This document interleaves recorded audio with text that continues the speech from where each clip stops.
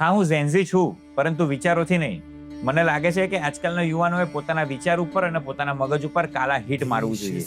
યુવાન કેવો હોવો જોઈએ? યુવાન એ દેશ હિતમાં કામ કરતો હોવો જોઈએ. યુવાન એ દેશને જોડવાનું કામ કરે, દેશને તોડવાનું નહીં. મિત્રો, હાલ જે પ્રોપોગેન્ડા ચાલી રહ્યો છે એ કોઈ સંયોગ નથી. એ દેશની અંદર હેટ ફેલાવવાનું એક કાવતરું છે. આખી ક્રોનોલોજી સમજીએ. 3 મે 2026 ના દિવસે નીટનું પેપર હતું અને એ પેપર લીક થયું, જે ખૂબ જ ગંભીર અને ચિંતાજનક વિષય છે.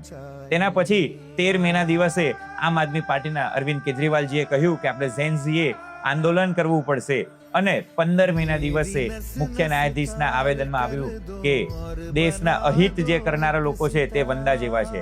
અને રાતોરાત 16 મે ના દિવસે એક પાર્ટી એનું ઇન્સ્ટાગ્રામ પર પેજ બન્યું. આ પાર્ટીનો જે મુખ્ય સભ્ય હતો એ ઓલરેડી પહેલા કોઈ બીજી પાર્ટીનો સભ્ય રહી ચૂકેલો છે અને કઈ પાર્ટી આગેવાની લઈ રહી છે તે આપ સૌને દેખાય છે. મિત્રો, આ કોઈ સંયોગ નથી.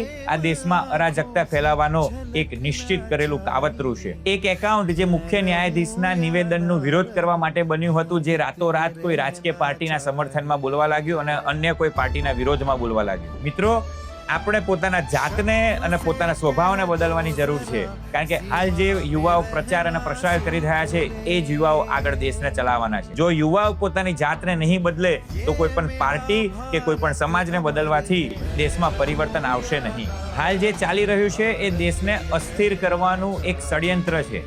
તો મિત્રો, જાગૃત બનો, સંગઠિત બનો અને દેશ વિકાસમાં પોતાનો ફાળો આપો. જય હિન્દ, જય ભારત. भारत ये रहना चाहिए.